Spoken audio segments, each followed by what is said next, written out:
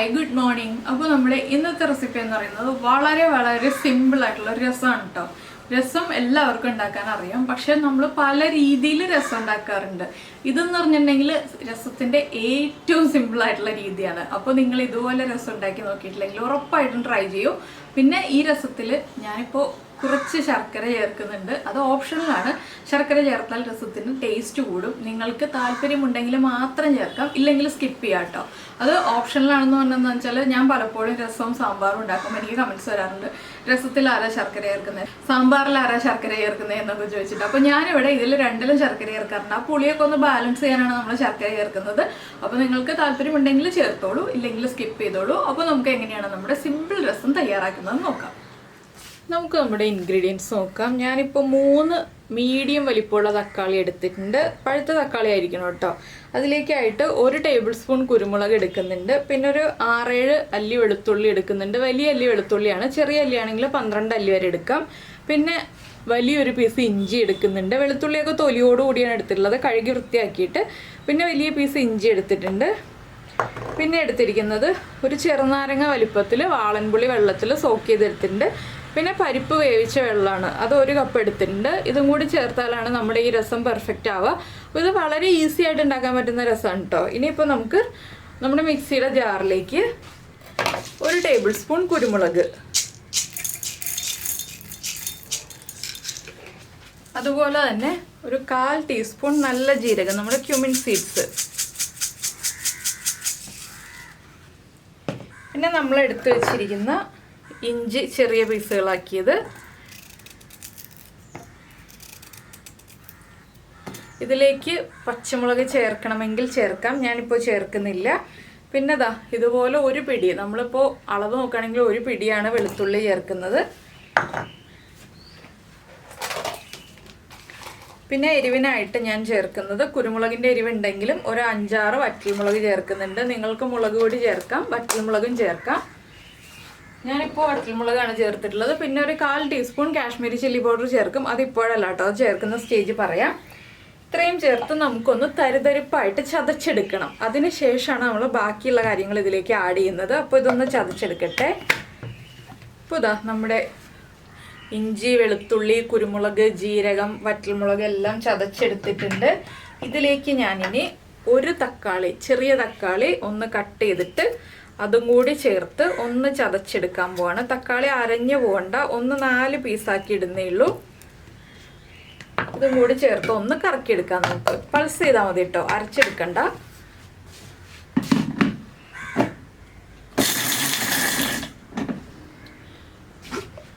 അപ്പോൾ നമ്മുടെ തക്കാളിയും ചേർന്ന് ഇതുപോലെ എല്ലാം ചതഞ്ഞ് വന്നിട്ടുണ്ട്. ഇനി നമുക്കൊരു ചട്ടി വയ്ക്കാം. ചട്ടിയിലേക്കാണ് ബാക്കിയുള്ള കാര്യങ്ങളൊക്കെ നമ്മൾ ആഡ് ചെയ്യുന്നത്.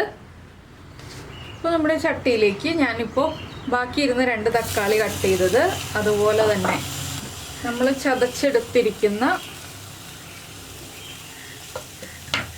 ഈ ഒരു മസാലകളുണ്ടല്ലോ, ഇത് മുഴുവനും, പിന്നെ ഒരു 1/2 ടീസ്പൂൺ മഞ്ഞൾപ്പൊടി, 1/4 ടീസ്പൂൺ കായപ്പൊടി.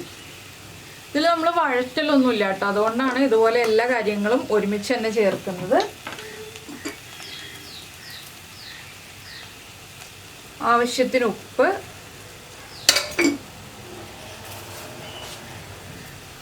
പിന്നെ നമ്മൾ വെള്ളത്തിൽ സോക്ക് ചെയ്ത് വെച്ചിരിക്കുന്ന പുളി ഉണ്ടല്ലോ, ആ പുളി പിഴിഞ്ഞിട്ട് അതും കൂടി ചേർത്ത് കൊടുക്കുക.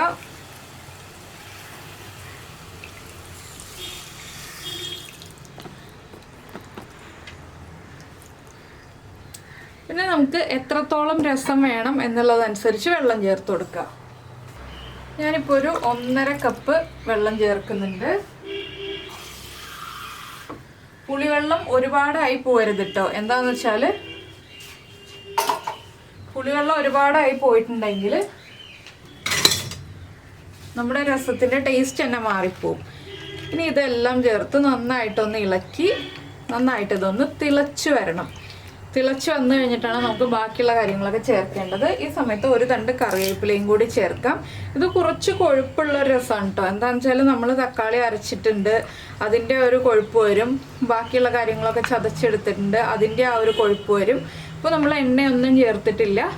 ഈ കാര്യങ്ങളൊക്കെ കുക്കായി വന്നു കഴിഞ്ഞിട്ടാണ് നമ്മൾ ഇനി എണ്ണയൊക്കെ ചേർക്കുന്നത്. അപ്പോൾ ഇതൊന്ന് കുക്കായി വരട്ടെ, നമുക്ക് അടച്ചു വെച്ച് കുക്ക് ചെയ്തെടുക്കാം. ഇതാ നമ്മുടെ രസം ഒന്ന് തിളച്ച് കുറുകി വന്നിട്ടുണ്ട്. ഇനി നമുക്ക് ഇതിലേക്ക് ചേർക്കേണ്ടത് നമ്മൾ പരിപ്പ് വേവിച്ചിട്ട് എടുത്ത് വെച്ചിരിക്കുന്ന വെള്ളം ഉണ്ടല്ലോ, അത് ചേർത്ത് കൊടുക്കുക. കുറച്ച് പരിപ്പൊക്കെ ഉണ്ടെങ്കിലും കുഴപ്പമില്ല. അപ്പോൾ ഉപ്പ് ചെക്ക് ചെയ്യുക, ഉപ്പ് കുറവാണെങ്കിൽ ഉപ്പ് ചേർത്ത് കൊടുക്കുക. പരിപ്പ് വേവിച്ച വെള്ളത്തിൽ ഞാൻ ഉപ്പ് ചേർത്തിട്ടുണ്ട് കേട്ടോ, പരിപ്പിലേക്ക് ഉപ്പ് ചേർത്താണ് വേവിച്ചിട്ടുള്ളത്. അപ്പോൾ ഈ പരിപ്പ് വേവിച്ച വെള്ളവും കൂടി ചേർത്ത് കഴിഞ്ഞിട്ട് നിങ്ങൾ ഉപ്പ് ചെക്ക് ചെയ്യുക. ഇനി ഒന്ന് തിളച്ചാൽ മതി. എന്താണെന്ന് വെച്ചാൽ പരിപ്പ് വേവിച്ച വെള്ളം ചേർത്ത് കഴിയുമ്പോൾ നന്നായിട്ടൊന്ന് കുറുകി വരും. ഒന്ന് തിളച്ച് കഴിയുമ്പോൾ നമുക്കിനി ഇതിലേക്ക് വറവിടാനുള്ള കാര്യങ്ങൾ നോക്കാം. അപ്പോൾ തക്കാളിയൊക്കെ വല്ലാതെ ഉടഞ്ഞു പോയിട്ടില്ലെങ്കിലും ആവശ്യത്തിന് കുക്കായിട്ടുണ്ട്. ഒരു 10 മിനിറ്റോളം ഞാൻ ചെറിയ ഫ്ലെയിമിൽ വെച്ച് തിളപ്പിച്ചെടുത്തതാണ്. ഇനി നമുക്കിതിലേക്ക് മല്ലിയിലയൊന്നും നിർബന്ധമില്ല കേട്ടോ, വളരെ ഈസിയാണ് ഈ ഒരു രസം ഉണ്ടാക്കാനായിട്ട്. എല്ലാം ചേർത്ത് ചതച്ച് തിളപ്പിക്കുക, അങ്ങനെ കുറച്ച് വറവിടുക, അത്രയേ ഉള്ളൂ കാര്യങ്ങൾ. അപ്പോൾ എല്ലാവരും ഈ ഒരു രസം ഇതുപോലെ ഉണ്ടാക്കി നോക്കിയിട്ടില്ലെങ്കിൽ ഉറപ്പായിട്ടും ട്രൈ ചെയ്ത് നോക്കിക്കോളൂ. ഉള്ളി നന്നാക്കണ്ട, വെളുത്തുള്ളിയുടെ തൊലി മാറ്റണ്ട, അങ്ങനെയുള്ള കാര്യങ്ങളൊന്നുമില്ല, എളുപ്പത്തിൽ തയ്യാറാക്കാം. പിന്നെ നിങ്ങൾക്ക് ഈ റെസിപ്പി ഇഷ്ടമായി എന്നുണ്ടെങ്കിൽ ഒന്ന് ലൈക്ക് ചെയ്യാനും അതുപോലെ തന്നെ റെസിപ്പി ഇഷ്ടമായോ ഇല്ലയോ എന്നൊന്ന് കമൻറ്റ് ചെയ്യാനും മറന്നു പോരുത് കേട്ടോ.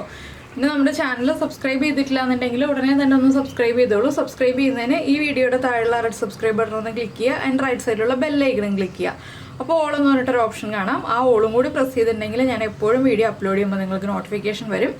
പിന്നെ ഒരു കാര്യം പ്രത്യേകം ശ്രദ്ധിക്കേണ്ടതെന്ന് വെച്ചാൽ നമ്മൾ ആദ്യം ചേർത്ത പുളിവെള്ളം ഉണ്ടല്ലോ, അത് കഴിഞ്ഞിട്ട് ഞാൻ വേറെ പുളി ആഡ് ചെയ്തിട്ടില്ല കേട്ടോ. എന്താണെന്ന് വെച്ചാൽ തക്കാളി തിളയ്ക്കുമ്പോൾ തക്കാളിയിൽ നിന്ന് ആ ഒരു പുളി ഇറങ്ങി വരും. അപ്പോൾ വേറെ പുളി നമ്മൾ ഇനി ആഡ് ചെയ്യേണ്ട ആവശ്യമില്ല. അപ്പോൾ ഇതാ നമ്മുടെ രസം വീണ്ടും തിളച്ചു തുടങ്ങി. മല്ലിയില ചേർക്കുന്നുണ്ടെങ്കിൽ ഈ ഒരു സ്റ്റേജിൽ ഒരു പിടി മല്ലിയില ചേർത്ത് കൊടുക്കാം. ഒരു പിടി എന്ന് പറയുമ്പോൾ ചെറുതായിട്ട് കട്ട് ചെയ്തിട്ട് ഒരു പിടി കേട്ടോ, അല്ലാതെ വലിയ പിടിയല്ല, കുറച്ച് രസമല്ലേ ഉള്ളൂ. പിന്നെ എരിവ് കുറവാണെന്നുണ്ടെങ്കിൽ കുറച്ച് കുരുമുളകും കൂടി ചതച്ച് ചേർത്ത് കൊടുക്കാം. എരിവൊക്കെ ആവശ്യത്തിന് ഉണ്ടാവും. എന്താണെന്ന് വെച്ചാൽ നമ്മൾ വറ്റൽമുളകും കുരുമുളകൊക്കെ ചേർത്തതാണല്ലോ. ഇനി നമുക്ക് വറവിടാനുള്ള കാര്യങ്ങൾ നോക്കാം. നമ്മൾ വറവിടാനായിട്ട് ഒരു പാൻ വെച്ചിട്ട് പാനിലേക്ക് വെളിച്ചെണ്ണ ഒഴിച്ചിട്ടുണ്ട്. നമ്മൾ ഈ രസത്തിൽ ഇപ്പോഴാണ് എണ്ണ ചേർക്കാൻ പോകുന്നത്. വെളിച്ചെണ്ണയിലേക്ക് നമുക്ക് ഒരു ടീസ്പൂൺ കടുക് ചേർക്കാം. കടുകൊന്ന് പൊട്ടി തുടങ്ങട്ടെ.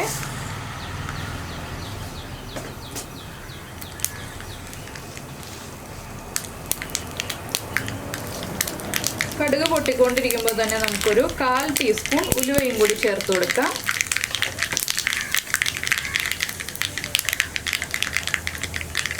പിന്നെ നമ്മൾ ചേർക്കുന്നത് 2 വറ്റൽമുളക്,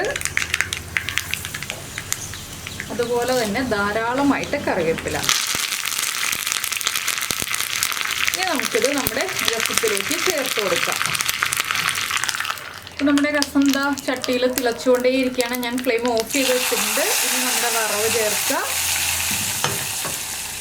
ഒന്ന് ചെറുതായിട്ട് ഇളക്കുക, അടച്ച് വയ്ക്കുക. ചൂട് കംപ്ലീറ്റ് മാറിക്കഴിയുമ്പോൾ നമുക്ക് ഉപയോഗിക്കാം. ഈ ഒരു രസം തലേ ദിവസം റെഡിയാക്കി വെച്ചിട്ട് പിറ്റേ ദിവസം ഉപയോഗിക്കണം എന്ന് ഞാൻ പറയില്ല. എന്താണെന്ന് വെച്ചിട്ടുണ്ടെങ്കിൽ പരിപ്പ് ചേർത്ത രസമാണ്. പരിപ്പ് ചേർത്ത രസം വേഗം മോശമായി പോവും.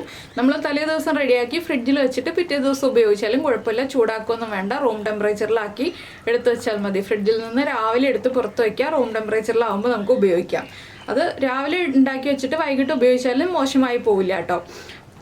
നമ്മൾ ഫ്രിഡ്ജിൽ വെക്കാതെ ഒരു ദിവസം പുറത്ത് വെച്ചിട്ട് ഉപയോഗിക്കരുത്. അത് മാത്രമാണ് നമുക്ക് ഈ ഒരു രസത്തിൻ്റെ ഒരു പോരായ്മ ഉള്ളത്. അപ്പോൾ നിങ്ങൾ ഇങ്ങനെ രസം ഉണ്ടാക്കി നോക്കിയിട്ടില്ലെങ്കിൽ ഉറപ്പായിട്ടും ട്രൈ ചെയ്ത് നോക്കിക്കോളൂ, നന്നായിട്ട് ഇഷ്ടപ്പെടും. വളരെ ഈസിയാണ് ഉണ്ടാക്കാനായിട്ട്. അപ്പോൾ എല്ലാവരും ഉണ്ടാക്കി നോക്കുമല്ലോ. നമുക്ക് നമ്മുടെ അടുത്ത റെസിപ്പിയുമായിട്ട് അടുത്ത ദിവസം വീണ്ടും കാണാം.